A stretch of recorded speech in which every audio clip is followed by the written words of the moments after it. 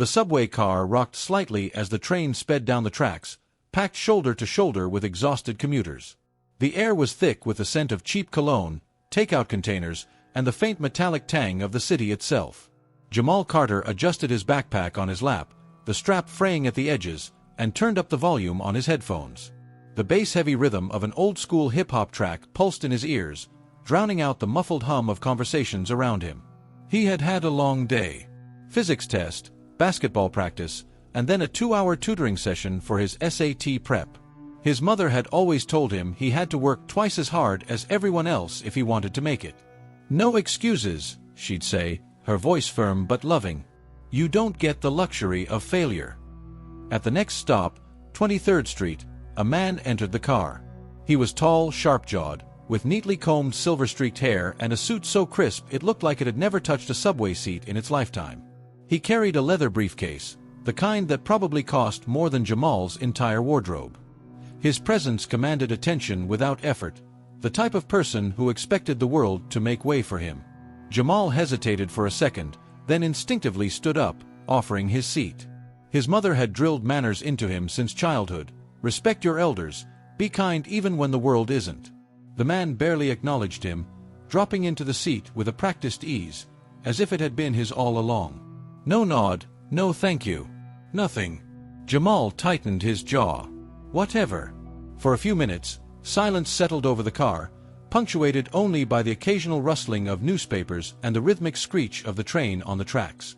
Then, the man, Richard Davenport, answered his ringing phone.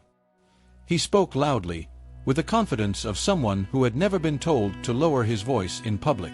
Yeah, I'm on my way," he said, sighing dramatically. "Had to take the damn subway today. Can you believe that? Some issue with my driver. Disgusting." Jamal exhaled sharply through his nose. Richard continued. "I swear, this city is going to hell. No work ethic anymore. Everyone wants a handout. Kids these days have no ambition, no respect." He scoffed. "I see it every day, these teenagers, just wandering around, headphones in, no purpose. No real future ahead of them." Jamal's fingers curled into his palms. "They expect everything to be given to them. No one's willing to grind anymore." Richard shook his head, then chuckled bitterly. "You should have seen it just now. Some kid gave me his seat. Thought he was being noble or something. As if that's enough to make up for the rest of his generation's laziness."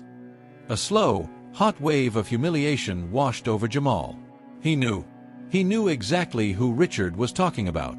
He kept his head down, eyes locked on his scuffed sneakers, but he could feel the weight of other passengers' gazes shifting between them. Some shifted uncomfortably, a few exchanged glances, but no one spoke. He could hear his mother's voice in his head. "Keep your head up. Don't let them see you fold." Jamal swallowed hard and forced himself to breathe evenly. "Anyway," Richard continued, "I have no patience for this entitlement. No one helped me get where I am. I built everything from the ground up. You know how it is, if you want something, you take it. No one's going to hand it to you." A sharp voice cut through the tension. "That's rich, coming from you." The subway car fell silent. An older woman with a steel-gray bob and piercing blue eyes sat across from Richard. She leaned forward slightly, her voice calm but edged with something sharp, like a knife wrapped in silk. "I saw what happened," she said. "That young man gave up his seat for you. A simple act of respect. And you repay it by running your mouth." Richard's expression didn't change, but something flickered in his eyes. Mild surprise, irritation. "This is a private conversation," he said, his voice clipped. The woman smirked. "Oh, please. You've been broadcasting your ignorance to the whole train car." She turned her attention to Jamal. "And as for you, young man, don't let people like him make you feel small. It's him who should be embarrassed." A murmur rippled through the passengers. Jamal's throat tightened. He didn't want to be a spectacle. He didn't ask for this. Another voice joined in. "She's right," said a young man in business casual, sitting a few seats away. He looked to be in his late 20s, well-dressed, with a messenger bag at his feet. I'm sick of guys like this acting like the world owes them something just because they've been privileged enough to step on everyone else to get ahead. Richard's face hardened. Watch your tone, kid. Oh, so now tone matters, the man shot back. Laughter, brief but pointed, spread through the train car. Richard's fingers clenched around the handle of his briefcase. He scanned the passengers, realizing, maybe for the first time, that the room was against him. His face twitched, but instead of arguing, he stood abruptly as the train approached the next stop. Jamal watched as Richard stepped out onto the platform without another word. The train doors slid shut behind him. Silence lingered for a moment before Margaret, the older woman, turned to Jamal. She gave him a knowing smile. You didn't lose anything today, boy, she said softly. But he did. Jamal let out a slow breath. He wasn't sure what he was supposed to feel. Pride? Relief? He just felt tired. The train rumbled forward, and he caught his reflection in the window. For a split second, he thought he saw something different in himself. A quiet resilience. A refusal to be made small. He wasn't done. This was just the beginning.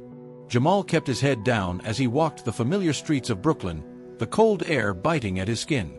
The subway ride home had felt longer than usual, each second stretching painfully under the weight of his thoughts.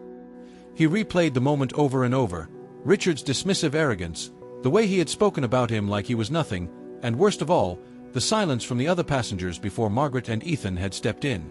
He had done nothing wrong. And yet, he had been made to feel small. His building was one of the older ones on the block, brick and worn but still standing strong. The moment he stepped inside, the scent of home, his mother's lavender candles mixed with the lingering smell of something frying in the kitchen, wrapped around him. Jamal, that you? His mother's voice floated from the kitchen. Vanessa Carter, a woman who had built an entire life from nothing, was standing over the stove, stirring a pot of something rich and savory. Her scrubs were slightly wrinkled, a sign that she had just finished another long shift at the hospital. She worked tirelessly, never complaining, never slowing down. Yeah, Ma, it's me, Jamal said, dropping his backpack by the door. She glanced at him, her sharp brown eyes instantly scanning his face.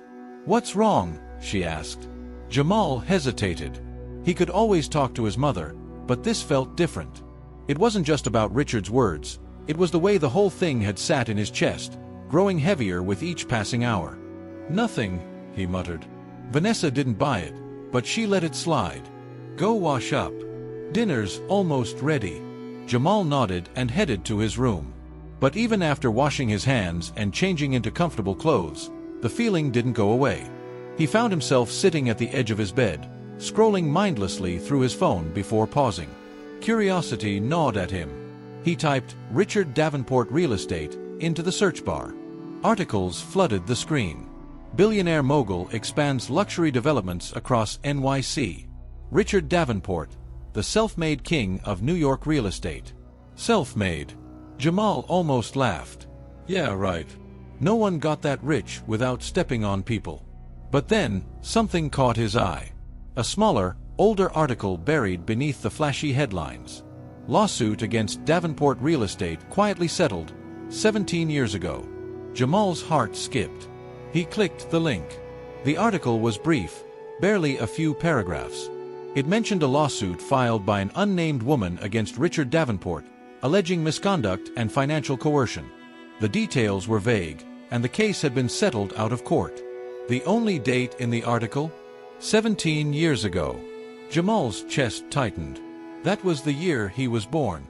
His hands felt clammy as he stared at the screen. He didn't even know what he was looking for, but something in his gut told him this wasn't just a coincidence. Jamal. Food's getting cold. His mother's voice startled him. He quickly shut off his phone, shaking off the unease, and walked back to the kitchen.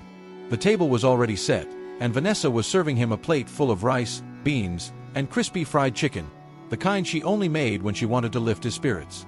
So, she said, sitting across from him, you want to tell me what's on your mind? Jamal stared at his plate, pushing the rice around with his fork. Then, before he could stop himself, he asked, do you know a guy named Richard Davenport? Vanessa's hand froze mid-air. For a split second, her face changed, just a flicker of something. Shuck. maybe fear. Then it was gone. She set her fork down, her expression unreadable. Why are you asking? Jamal hesitated. I ran into him today. On the subway. His mother exhaled slowly, her fingers tightening around her napkin. And Jamal studied her. Vanessa never showed fear. She was the strongest person he knew. But right now, there was something guarded in her eyes, something she was trying to hide. He's just, Jamal shrugged, playing it off. He's an ass. Vanessa let out a small breath, relief, and picked up her fork again. Yeah, well, the world's full of them.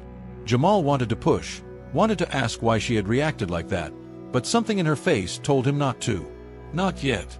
They ate in silence for a few minutes before Vanessa finally spoke again. Listen, she said, her voice careful, measured. People like him, they don't matter. You hear me? You keep your head up, you do what you gotta do. Don't waste your time worrying about men like that. Jamal nodded, but his mind was already racing. She knew something, and he was going to find out what. Later that night, after Vanessa had gone to bed, Jamal sat at his desk, the glow of his laptop screen the only light in the room. His fingers hovered over the keyboard before he typed. Richard Davenport, personal life.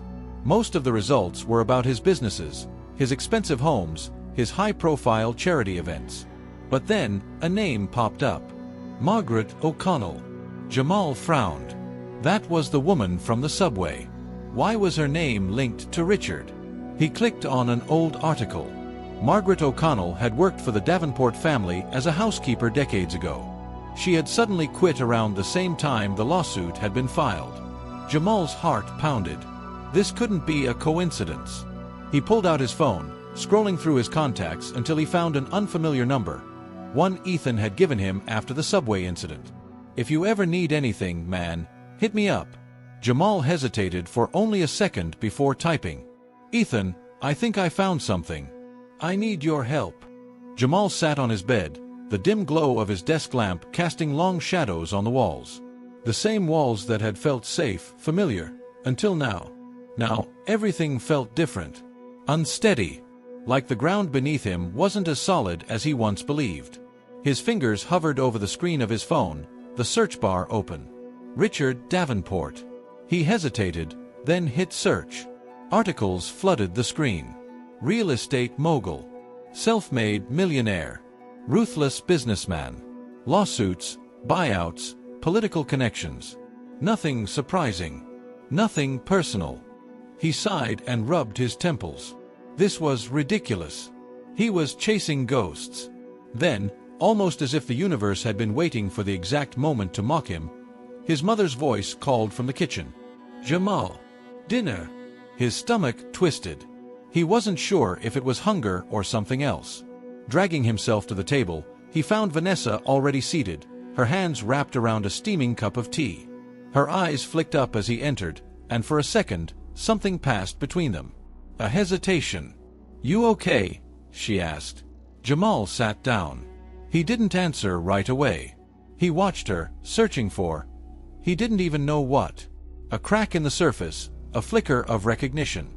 Finally, he spoke. Do you know Richard Davenport? The reaction was immediate.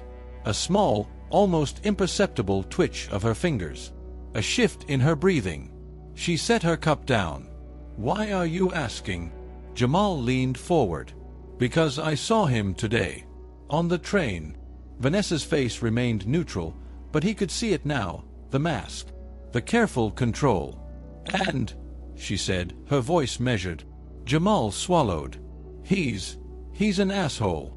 Vanessa exhaled sharply, something between a laugh and a scoff. That's putting it lightly. Something about the way she said it sent a shiver down his spine. Jamal pressed on. Did you know him? She hesitated. For the first time in his life, Jamal felt like he was standing on the other side of a locked door, and his mother was holding the key, debating whether or not to turn it. Mom, he said, his voice softer now. Please. She looked at him for a long moment. Then, finally, she spoke. I worked for his family. A long time ago. Jamal's breath caught. He had been prepared for a lot of things. But not that. Vanessa's voice was careful, like she was picking her way through a minefield. I was young. It was before you were born. I needed a job, and they needed a housekeeper. Jamal's heart pounded. So you knew him? A pause. Yes. The air in the room felt heavier. Jamal's pulse was racing now, his mind spinning. There was something she wasn't saying. Something big. What happened? He asked. Vanessa stared at the table, her fingers tracing the rim of her cup. Then, she let out a slow breath. I left. Jamal frowned. That's it. She met his eyes, and for the first time, he saw something raw in them. Something like fear. No, Jamal. That's not it. The room was so quiet he could hear his own heartbeat. Then, barely above a whisper, Vanessa said the words that changed everything. He's your father. Silence. Jamal felt like the world had just tilted on its axis. Like everything he had ever known about himself had just been rewritten in an instant. He opened his mouth, but no sound came out. He couldn't speak, couldn't think, couldn't breathe. Vanessa's face was full of quiet pain. I never told you because it wouldn't have mattered. He didn't know. He never knew. Jamal shot up from the table, his chair scraping against the floor. How is that even possible? Vanessa's expression hardened. Because I left before I could tell him. Jamal's chest was tight, his mind racing. Why? Her lips pressed together. Because I knew what kind of man he was. Jamal shook his head, his hands gripping the edge of the table. That's not good enough. Vanessa flinched. Just slightly. But Jamal saw it. And suddenly, he needed to know. Needed to hear it from him. Without another word, he grabbed his jacket and stormed out the door. The confrontation. Jamal stood in front of the Davenport Corporation building, his pulse hammering in his ears. The towering glass structure loomed over him, its pristine windows reflecting the city lights. Inside, Richard Davenport sat in his private office, completely unaware that the son he never knew he had was about to walk through his door. Jamal marched into the lobby, his voice steady but firm. I need to see Richard Davenport. The receptionist barely glanced up. Do you have an appointment? Jamal set his hands on the counter. Tell him it's important. The woman sighed but picked up the phone. Moments later, she looked up, clearly surprised.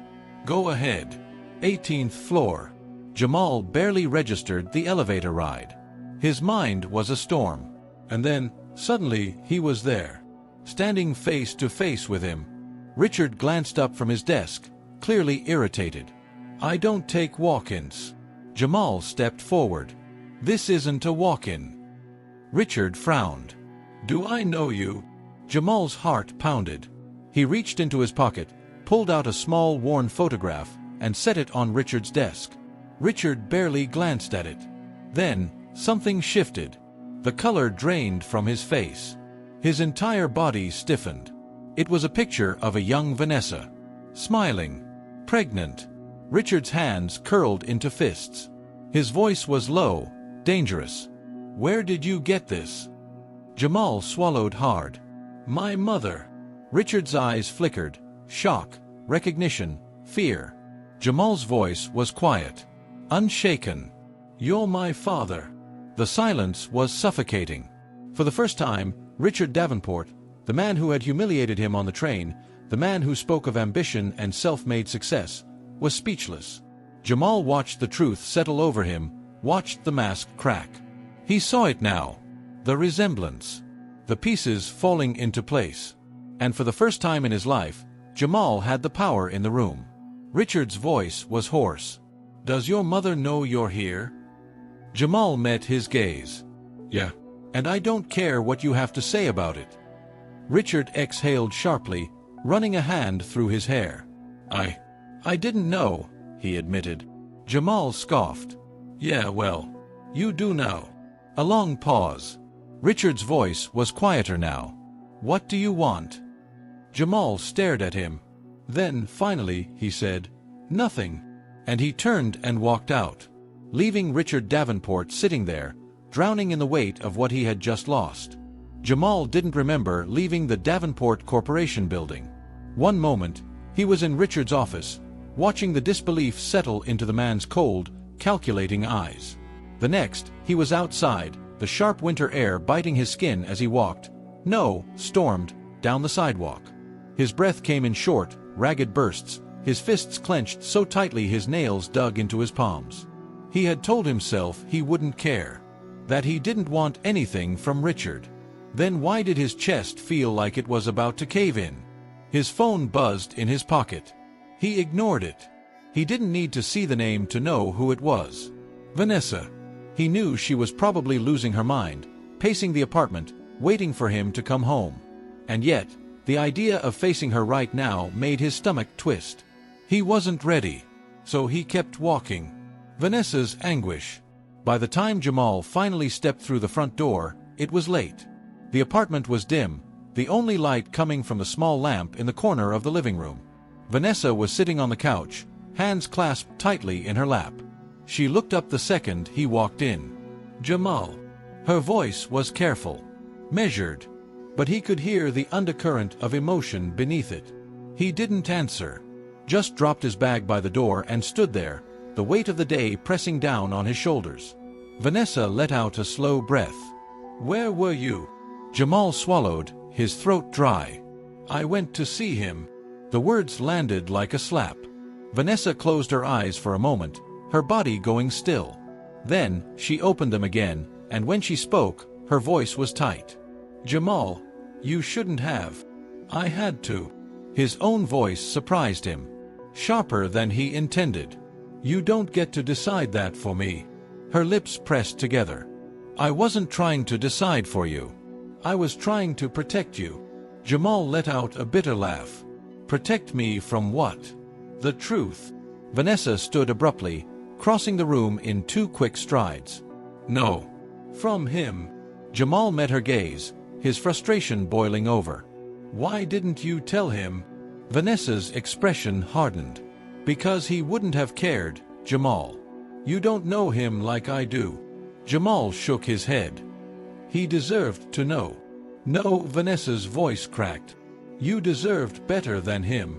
The words hit harder than he expected. Silence stretched between them. Finally, Vanessa ran a hand over her face, exhausted. "What did he say?" Jamal hesitated. Then, his voice came out quiet. "He asked me what I wanted." Vanessa's eyes flickered with something. Pain, regret. "And what did you say?" Jamal swallowed the lump in his throat. "Nothing." Something in her posture softened. "Good." He let out a shaky breath. "Then why does it feel so bad?" Vanessa reached for him, her hands warm against his arms. "Because it's not supposed to feel good, baby. It's supposed to feel real." Jamal wanted to believe her, but the truth was, he wasn't sure what he felt. Richard's restlessness. Across the city, in a penthouse overlooking Manhattan, Richard Davenport sat in his study, staring at a glass of whiskey he hadn't touched. The silence of the room pressed against him. He had spent decades controlling every aspect of his life. His career, his wealth, his image. He built walls so high that no one could reach him unless he allowed it. And yet, today, some kid had walked in and shattered everything. His son. The word felt foreign. Heavy. He had spent his entire life believing he knew exactly who he was. But now, he wasn't so sure anymore. His assistant had left hours ago, but he barely noticed. He kept replaying the moment in his mind, the way Jamal had looked at him, the fire in his eyes. The way he had walked away without asking for anything. Richard had expected anger, had expected a demand for money, an argument, something tangible, something he could fix. But Jamal didn't want fixing. He just wanted the truth. And for the first time in years, Richard Davenport didn't know what to do. Jamal's decision. The next morning, Jamal sat on the bleachers of his school's empty gym, staring at his phone. Ethan's number was pulled up on the screen. The journalist had reached out the night before, asking if Jamal wanted to talk. He hesitated. His fingers hovered over the call button. There was a part of him that wanted to tell the world who Richard Davenport really was. Not the polished executive, not the self-made billionaire, but the man who had abandoned his own son before he even knew he existed. He could expose him. He had the power to do it. But was that what he really wanted? The door to the gym creaked open, and Margaret O'Connell walked in, her sharp eyes finding him immediately. She didn't say anything at first, just sat down beside him. "You look like you've got a storm brewing in that head of yours," she said finally. Jamal let out a slow breath. "I don't know what to do." Margaret studied him. "Do you want revenge?" Jamal shook his head. "No. I want to matter to him." Margaret was silent for a long time. Then, she spoke, her voice quiet. "You already do, kid." Jamal frowned. "How do you know?" Margaret gave a small smile. "Because men like him don't lose sleep over people they don't care about." Jamal thought about Richard's face in that office. The way his expression had shifted. The way he had been left speechless. Maybe Margaret was right. Maybe Richard was already haunted by the truth. And maybe that was enough. Jamal locked his phone and put it away. He had spent too much of his life wondering about the father he never had. Now, it was time to focus on the man he wanted to become. The city was different now. Jamal had walked these same Brooklyn streets his entire life, but tonight, they felt unfamiliar. Maybe it was because he was different. The world hadn't changed, he had. The night air was crisp as he stepped into his apartment. His mother was sitting at the kitchen table, a mug of tea in her hands. She didn't look up right away, but he knew she'd been waiting. "How did it go?" she asked quietly. Jamal hesitated, then pulled out a chair and sat across from her. "He didn't deny it," he said. Vanessa finally looked at him. Her expression was unreadable, but her eyes, those deep, knowing eyes, held a sadness that made his chest tighten. "I'm sorry," she said. "I never wanted you to have to go through this." Jamal leaned back, exhaling. "I just needed to see him. To hear it from him." Vanessa nodded slowly, wrapping her hands around the warm mug. "And now that you have..." Jamal stared at the table, his mind sorting through everything. Richard's reaction. His own anger. The silence that had filled that office like a vacuum, suffocating, absolute. Finally, he looked at his mother. "I don't need him," he said. Vanessa's eyes softened. She reached across the table, squeezing his hand. "No, baby. You never did." For the first time in days, Jamal felt his shoulders relax. The knot in his stomach loosened. He was free. Richard's silence. Weeks passed. Jamal expected Richard to reach out. A phone call. A message. Something. But there was nothing. And that silence spoke louder than words. Part of him had hoped that Richard would fight for him. That he'd make an effort. But he hadn't. And that told Jamal everything he needed to know. Richard Davenport might have been his biological father, but he would never be his father. And that was okay. New beginnings. Life moved forward. College applications, basketball practice, tutoring sessions. One afternoon, Jamal opened his laptop and checked his email. His heart skipped a beat. "Congratulations! You've been accepted to NYU on a full scholarship." His breath caught. For a second, he just stared at the screen, disbelief washing over him. Then, a slow, proud smile spread across his face. "I did this. No handouts. No favors. Just him." When he told his mother, she pulled him into the tightest hug of his life. "I knew it," she whispered. "I always knew." Richard's final gesture. A few weeks later, Jamal received an envelope in the mail. No return address, but he knew. Inside was a check. $50,000. And a note. "For your future." No strings attached. Jamal stared at it for a long time. Then, without hesitation, he tore the check in half. Richard had spent his whole life throwing money at problems. Jamal wasn't going to be one of them. He didn't need Richard's guilt money. He had something more valuable. Self-worth. Final scene. The day before he left for college, Jamal sat on the subway, the same train that had once been the stage for his humiliation. He looked around, different faces, same city. A businessman in a suit sat across from him. Maybe he was just another Richard Davenport. Maybe he wasn't. Jamal didn't care. The train doors opened, and an older woman stepped in. The seats were full. Jamal stood up and gestured for her to take his seat. She smiled warmly. "Thank you, dear." As the train rumbled forward, Jamal stared at his reflection in the window. He saw a young man who had fought for himself, who had taken pain and turned it into strength. And he knew, without a doubt, he was going to be just fine.